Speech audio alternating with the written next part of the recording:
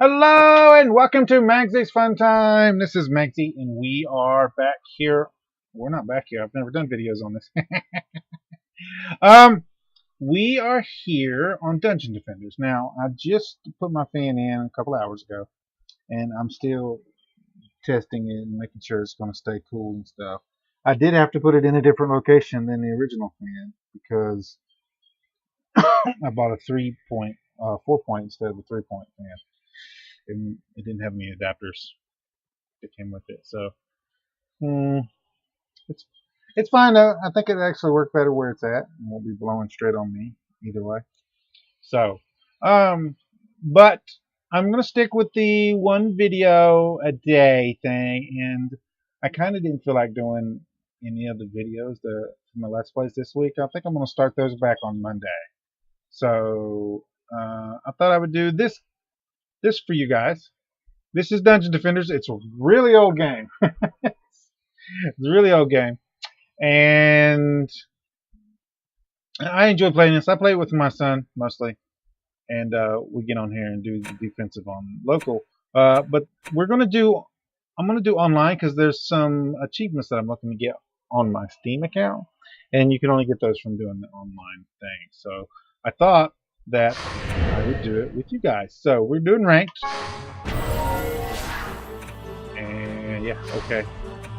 And I already started one with my son here. Now, we want to create a new hero.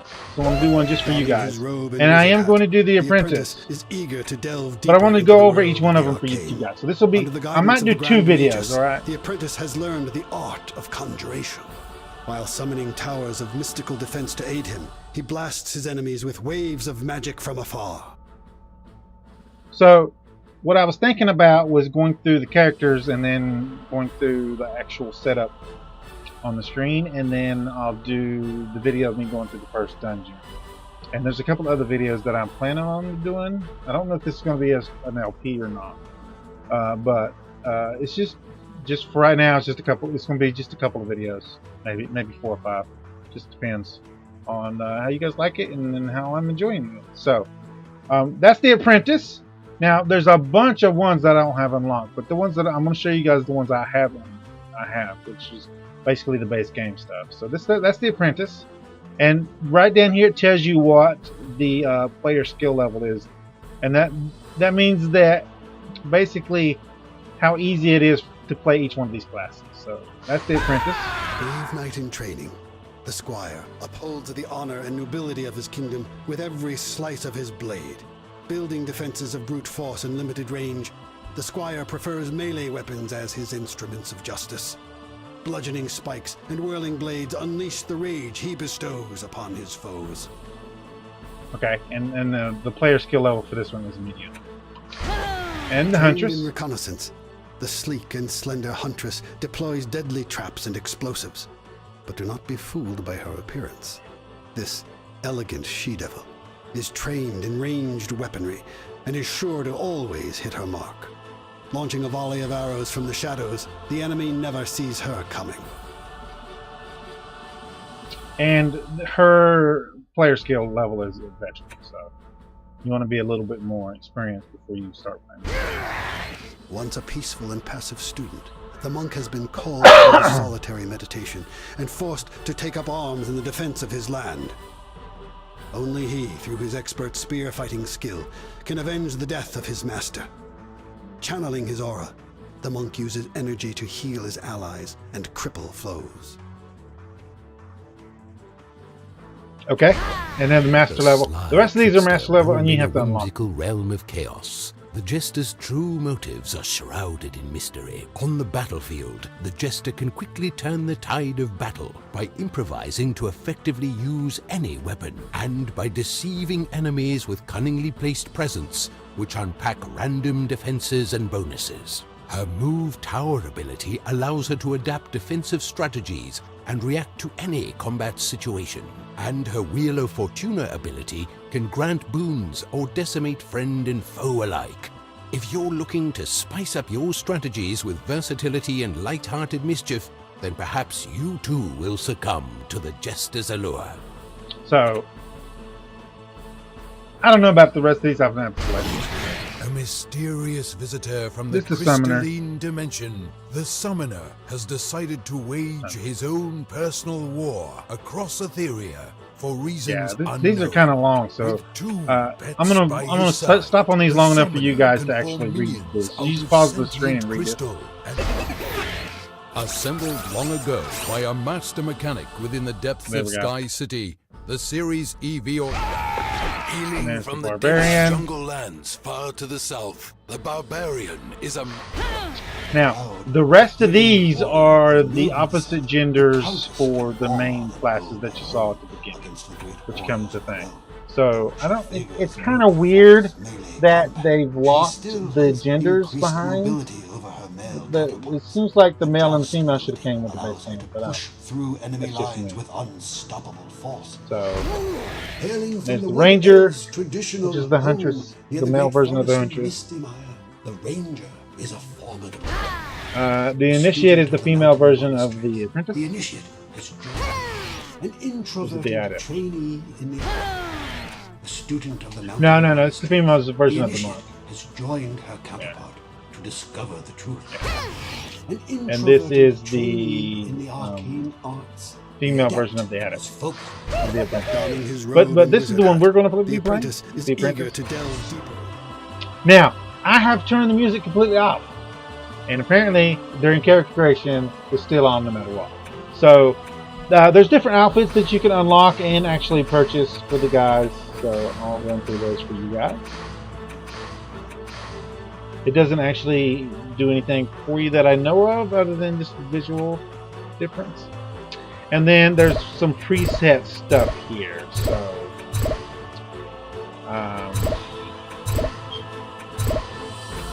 So you go through all of these for you, and that's back to the default. I think we're going to go with Apothecary, and you can actually change these over here if you want, and it'll change the visual schemes. You don't have to use any one of these. So, and then we'll just do Magzie because it's a mage. And we hit next. So now we have a new character. We've got to select it. So when it's highlighted in gold, it's selected. And we want to select that one. And now this is the one we're actually playing. And then we can hit start. And we're going to do a private match.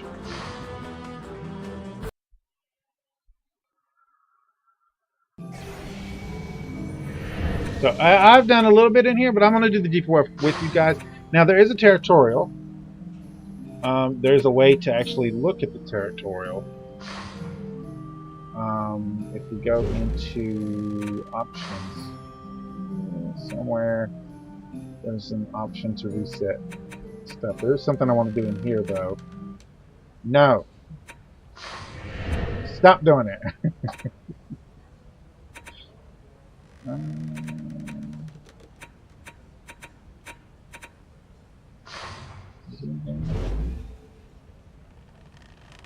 I don't know exactly where to do that.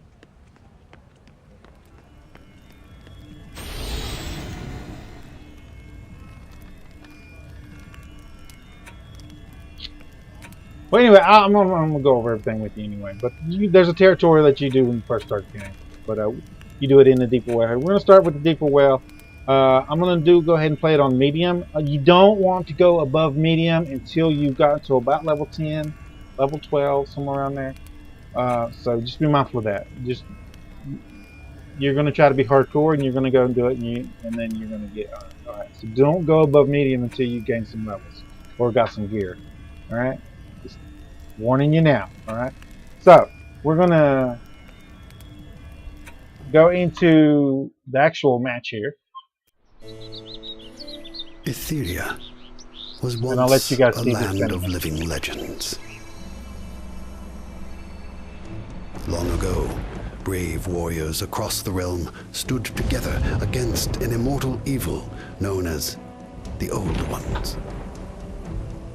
In the wake of this struggle, the champions locked away the power of the Old Ones inside Eternia crystals. Recently, the realm's heroes, called to a faraway crusade, have left their younger kin to tend the castle and its chores. Bored with their dreary duties, and imagining action and adventure, the pupils accidentally unleash an ancient force that has long been dormant. Now these heroes in training will have to grow up quickly. Together they will defend the Eternia crystals against those who would seek to resurrect the ancient evils.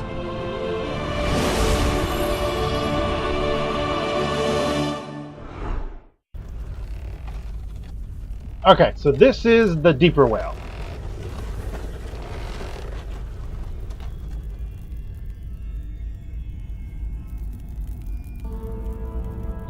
So, first thing you'll do when you get there, you always start at 0, but you always get a level up. So this is kind of like their way of showing you the level up system. And okay, so I do want to do this with you, but I want to go over some stuff. So at the start of the next video, we'll do this part. I'm just gonna close this for now. You can go back to it by pressing I. All right. So pressing I will open up this menu. All right. There is a reset level up, and there's a drop mana button, which we'll get into that in a minute. And the close button. This is where all your items will go. When we get some items, I'll show you guys that. We have the stats here: hero, health. These are broken up into 4 categories, by the way. Up here is your total health of your character and your total mana of your character. Every time you leveled up, you get an increase of, I think it's 40 a pop. I'm not really sure about that. So, of the amount of mana that you can hold, all right? And here, every one of these stats will increase your relevant stuff, all right? So, under hero, we have hero health, which increases your actual health of your hero. Hero damage, which increases the amount of damage you do, not elemental damage, just regular damage. Hero speed, which caps at 100, so never move this up above 100. And for the most part, when you get to max level, one of your pieces of gear is going to probably give you hero speed, and it's going to cap you out, so you don't have to actually worry about even putting points in this one.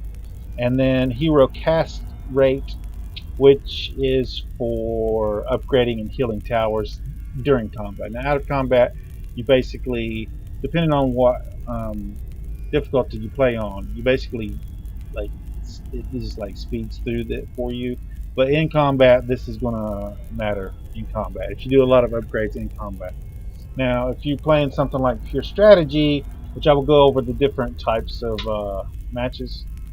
I might do like a little video just showing off what the different type of matches are for you guys. But and that one specifically, the pure strategy one, you can't upgrade or heal towers during combat phase. So you don't have to worry about that. These U2 abilities, they are locked right now. You can't. They unlock at specific levels. So once these unlocked, you can put points in them if you want. I've never seen a build that actually required you to put points in these, because the apprentice ones suck, right? So, but some of the other heroes, specific builds online, and I will leave a link in this description and the next video showing you guys the game facts that I used for all my characters, right? And it's a wonderful little thing. It'd be a whole lot easier than me trying to explain it myself to you guys. On defenses, these are your actual towers, alright? So this is for your hero, this is for your summoned towers, alright? And these stats will be different depending on your hero, alright? So, we got defenses here. Defense health, this is how much health your actual towers have. Your defensive base damage increases the damage that your tower does per hit. The defense area effect increases the area in which your towers will operate. Some towers this won't affect, so depending on your build, you might not put any points in this, or you might put a ton of points in this. Right? So, and defensive attack rate just makes your tower attack more times per second or minute, whatever. And then down here is your base defenses, which you can't change these. You get these from your armors and stuff. So hopefully that helps you there. Now, and I can't point at it because the mouse moves on the screen here, but in the top right hand corner there you'll see wave. The wave is how many waves you're at. Right now we're at 1 of 5. Now if we were playing like Insane or something like that, there would be a little timer right below the more enemies on the left hand side there, and it's usually about 120 minutes between each wave, so you get 120 minutes to build towers. If you're not playing on Insane, you got as much time as you want. At any time once you're ready, you can actually go up to the actual crystal here. For me it's a book, and you press E to activate that, or you can also press the G key on your keyboard, and both of those will actually activate the combat phase. Right now we're in the build phase. There's actually 2 phases in every wave. There's the build phase, and then there's the combat phase, and then you go to the next wave, and then you have another build phase. So that's how that works. The defensive units is each tower here has an actual defensive unit type, and when you place that tower down, it takes up that many units on the defensive. Now for this map, each map is different. You won't always have 60, but each map has a specific amount of defensive units, and you can't go over that. Once you hit 60, you can't go over that. So you have to kind of like pick and choose towers. You can't just stack tons and tons of towers everywhere. All right. Each tower has different amounts. So this magic missile turret is 3 units. The barrier is 1. The fireball totem is 5. Your lightning totem is 7, and then your deadly strike totem is 8. Right? So there are strategies with this. Some towers do vastly different stuff.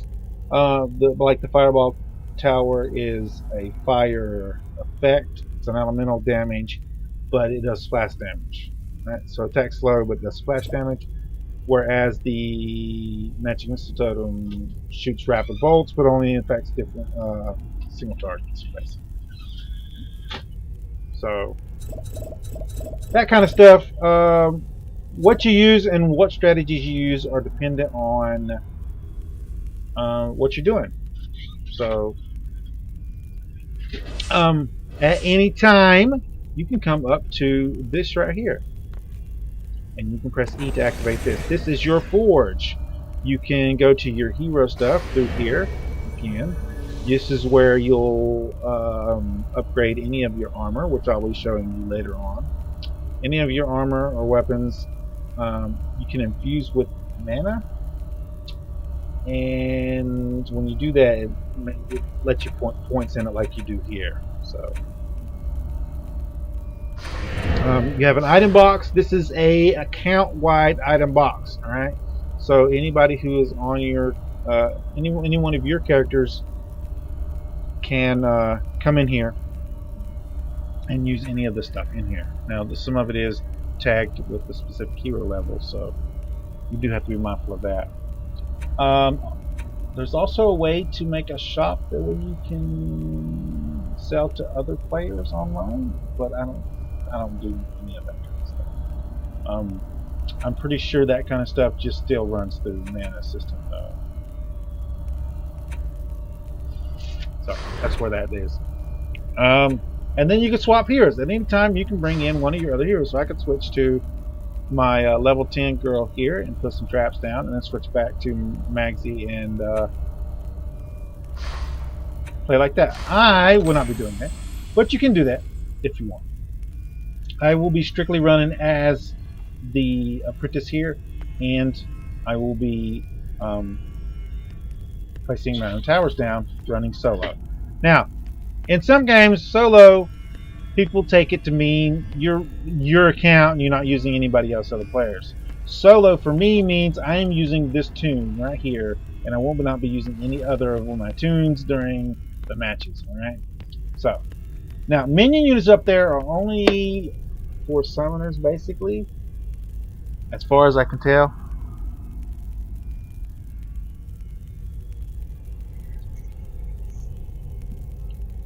So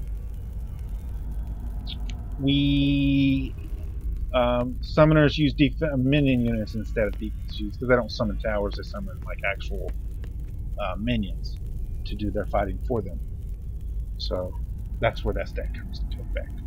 On the bottom here, you have your bottom left-hand corner. You have your health on the lower left-hand side, and then next to that, you have the amount of mana you have.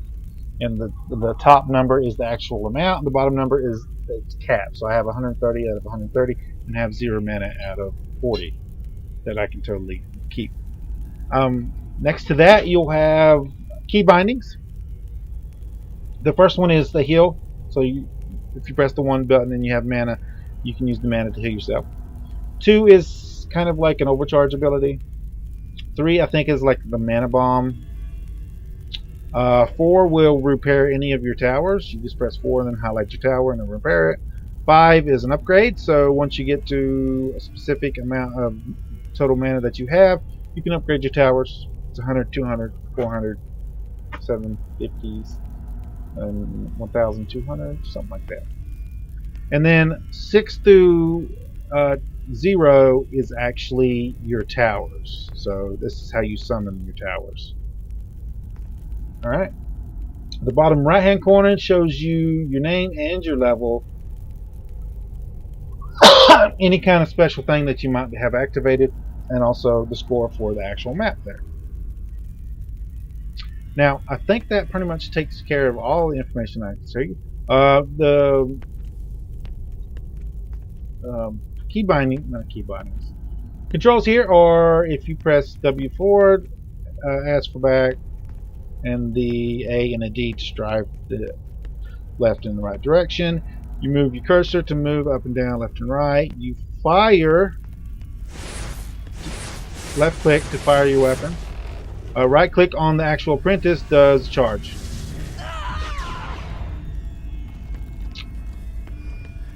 And you can press space bar to jump.